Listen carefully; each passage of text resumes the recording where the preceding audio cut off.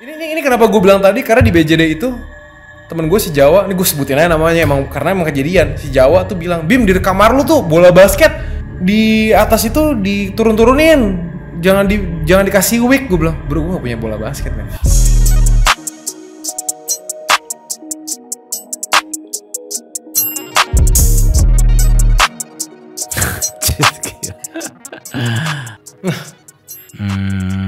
Nggak pernah berpikir kalau acting gue tuh keren. Awal mulanya gue pengen jadi seorang aktor adalah gue nonton film-film idola-idola gue. Salah satunya film-filmnya Vino, film-filmnya Chico.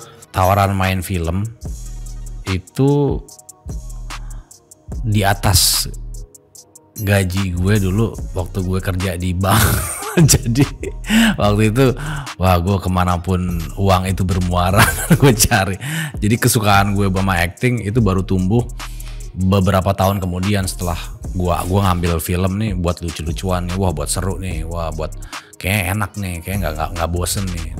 Dulu gue belum ada kepikiran kayak wah kayak gue bisa acting, gue keren. Enggak sih, gue lebih kayak robot aja, dikasih tahu apa dialognya apa gue ikut aja. Untuk terjun ke dunia acting gue nggak tahu gimana linknya dan gue nggak tahu rasanya seperti apa. Sampai sekali waktu gue syuting lah sebuah film, gue pikir gue bisa acting karena datang ke lokasi baca skrip. Gue nggak tahu apa itu arti reading, yang gue tahu adalah gue datang ke lokasi, gue bisa baca skripnya, gue bisa mendeliver itu, dan gue rasa itu benar. Sampai akhirnya gue nonton filmnya dan biasa kritikus ngomong banyak panjang lebar kan. Salah satunya adalah yang gue nggak pernah lupa ya, yang ke highlight banget di kepala gue sampai detik ini. Lu mendingan jadi presenter aja deh, lu nggak pernah punya bakat jadi seorang aktor. From that moment gue belajar, oh gue buruk ya jadi seorang aktor. Oke, gue mau belajar. Dan ternyata di perjalanan gue mendalami dunia seni peran ngebuat gue jatuh cinta banget. Dan akhirnya gue shifting total, gue tinggalkan dunia presenter. Gila ya, dunia acting adalah mengajarkan kita untuk tetap humble, untuk tetap sadar bahwa selamanya kita harus belajar gitu.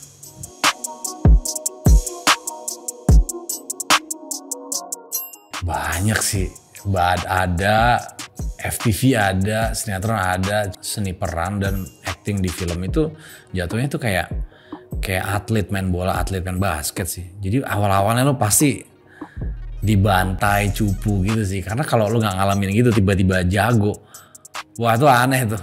Kalau boleh jujur ya, nggak ada sih bro. Kenapa nggak ada? Boleh gue jelasin nggak ada? Karena semakin gue tahu gue salah di satu titik, disitulah gue belajar. Jadi gue bersyukur banget sama semua karakter-karakter yang pernah hadir di dalam hidup gue. Mereka sudah membuat gue ada di titik ini sekarang karena mereka semua, karena karakter-karakter itu, karena scene-scene itu, dan karena film-film itu. Jadi semuanya gue punya tempat spesial di hati gue sih. Gue kebetulan tipe-tipe orang yang percaya kalau kerja keras itu ada, dan kebetulan kan gue bukan dari keluarga yang kuat darah seninya ya. Jadi ketika pas gue nyobain acting tuh gue udah tahu gue suck banget nih, gue harus kerja keras. Jadi pada waktu itu banyak banget gue ngelihat acting gue di film-film tuh kayak cringe, kayak waduh apaan sih nih lu mau ngapain sih gitu-gitu sih.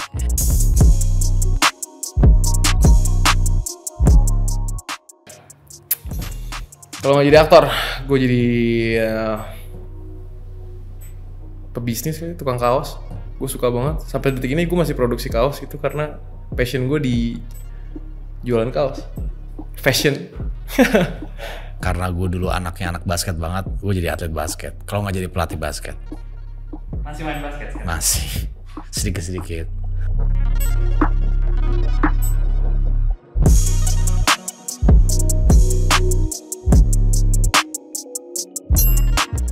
Mungkin 18 tahun gue akan mengubah jurusan gue. Gue akan ngambil film.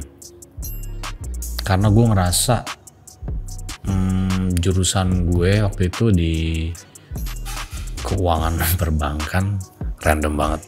Itu gue menghabiskan 4-5 tahun gue sih di situ. Gue akan balik ke masa-masa gue paling krusial kali ya, di SMP mau ke SMA. Gue lupa umur berapa, pokoknya di umur segitu.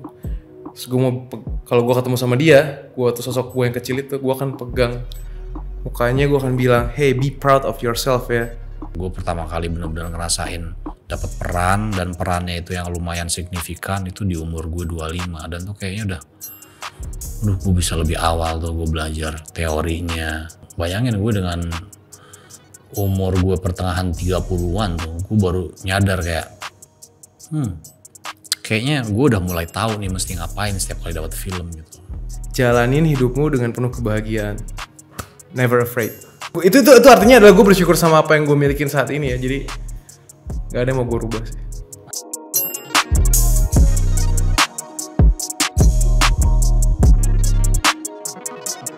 Itu sih gue diemin aja karena mereka gak ngerti apa-apa. Ketika gue declare gue bikin sebuah sosial media, apapun yang dijudge netizen ke gue, mereka nggak tahu siapa gue sebenarnya gitu kan. Acting itu rumit sih, rumit dan tidak bisa dinilai dari satu sisi, tidak bisa dinilai dari satu adegan, harus melihat keseluruhan, harus melihat skenario-nya dulu untuk menilai acting yang udah ada, yang udah tampil. Untuk apa gue sakit hati sama orang-orang yang sebenarnya mereka aja nggak tahu 100% tentang gue. Gue sama Andrea udah nikah 10 tahun, belum dikaruniai anak. Banyak yang bilang, si Bimo mandul ya, Andrea mandul ya. Buat gue itu, dulu gue ngerasain rasa sakit gitu, kayak kok sakit ya dikatain gitu ya. Tapi sekarang, dia kan gak tahu perjuangan gue sama Andrea. Dan gak salah sih, jadi gue sekarang gue udah ada di level kayak, iya ya udah lucu aja gitu. Melemparkan hate speech sebesar-besarnya di Instagram gue, karena ngejudge gue berdasarkan karakternya. Apakah gue masalah sama itu? Kenapa? Gue bangga banget. Berarti karakter yang gue mainkan berhasil. That's it. Gue kayak ya udah. Iya, jadi gue quietly enjoy sih sama sosial media.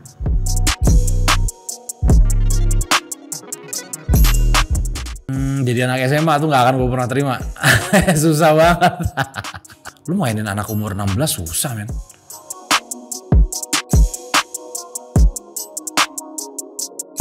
Apa? Midsommar. Itu buat gue menyeramkan bro. Itu mengendap di kepala gue. Siang-siang lu ternyata sekte gitu kan kayak, wah. Julius Eyes itu film horor Spanyol kalau nggak salah. Dimana itu kalau nggak salah ya gue lupa ya. Itu tentang perempuan yang nggak bisa melihat kalau nggak salah, dia buta apa kalau nggak salah. Terus dia ada adegan yang dimana dia itu lagi berjalan menyusuri rumah dan hantunya itu ada di rumah itu, dan dia harus ngelewatin rumah itu, dan dia itu tapi nggak bisa ngelihat. Jadi yang ngasih tahu ke dia kalau itu ada hantu adalah penonton.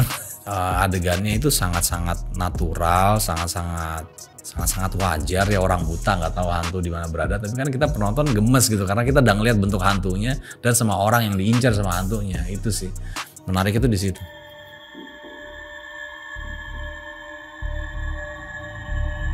Karena gue dulu ngalamin men, gue tinggal di Bandung, rumah gue itu di atas bukit, daerah pada suka suci ke atas banget deh. Kanan kirinya pohon bambu dan kuburan, banyak banget kuburannya gue nggak takut. Yang bikin takut adalah ambience-nya, auranya. Gue berapa kali ngerasain energi lain, jadi gue tuh percaya ada entitas lain gitu di dunia ini karena gue emang ngalamin dulu waktu kecil.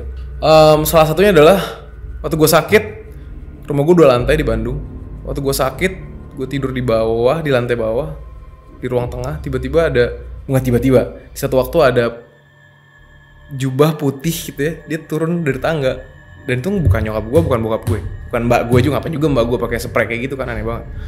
Itu masih nyaru tapi kan bener apa enggak ya. Nah ini main petak umpet sama mas gue, mas tuh yang jagain, namanya Bai, mas gue.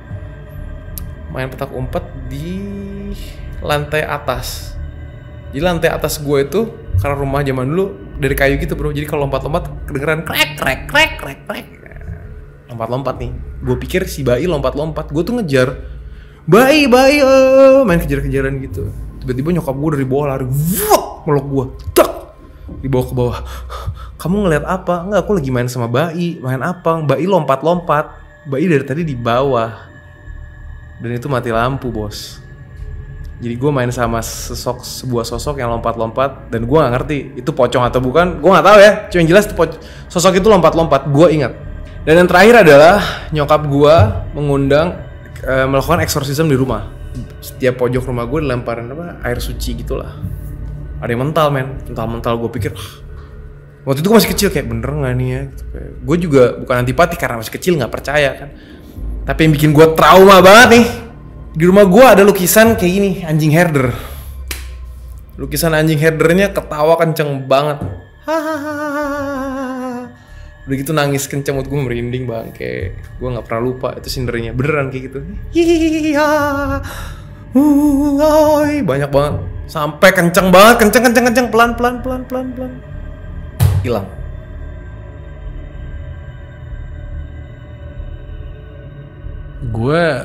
Gue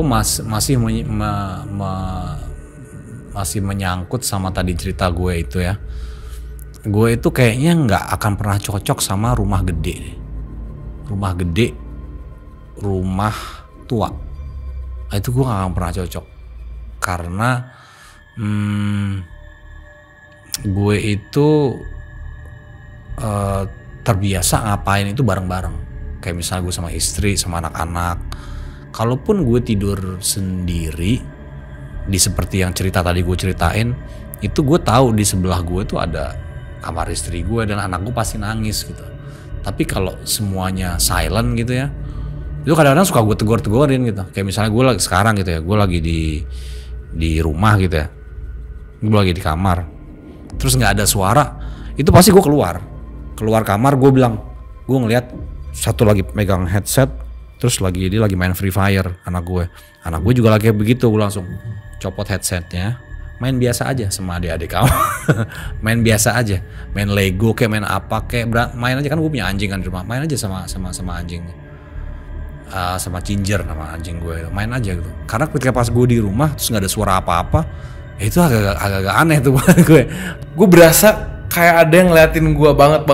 Dan momen itu yang gue ngerasa kayak gue kayaknya nggak pernah akan ngerasain mandi di situasi kayak lorong kayak gini lagi, sendiri lagi, segelap itu lagi. Gue udah nggak mau karena gue berasa kayak ada kuntilanak yang tiba-tiba pas gue pure tak gitu kayak gitu kayak halus banget.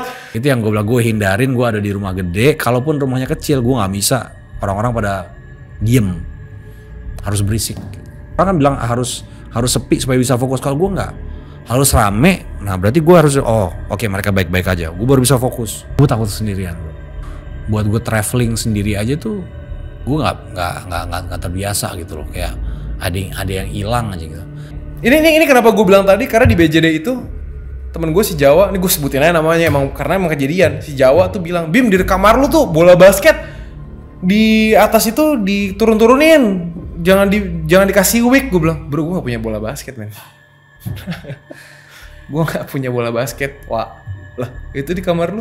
Dari kemarin gue sama Togap, maksudnya temen gue atau lagi, dia ngeliat kepala ternyata bro. Di pikirnya gue bola basket yang dikasih wick, bercanda-bercandaan gitu. Gue gak punya bola basket dan gue gak naruh apa-apa di atas itu men. Dan di kamar gue lagi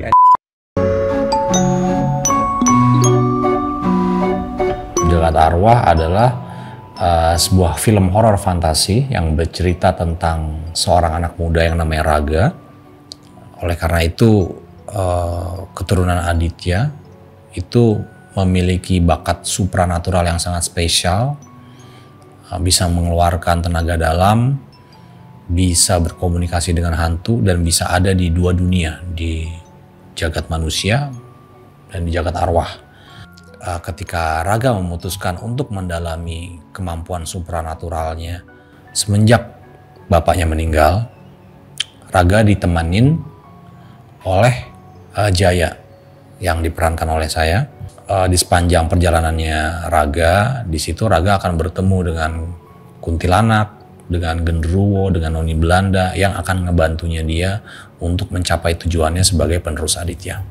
Hai, gue Ganindra Bimo. Saat ini gue lagi mempromosikan sebuah film, salah satu film yang menurut gue influensial di dalam hidup gue karena karakternya menarik untuk diselami. Di film ini gue berperan sebagai genderuwo yang punya sisi humanis, menarik, sebuah project yang fresh dan inovatif dari Visinema. Jadi gue harap teman-teman semua bisa terlibat untuk menikmati project ini tanggal 29 September tahun 2022 di bioskop seluruh Indonesia.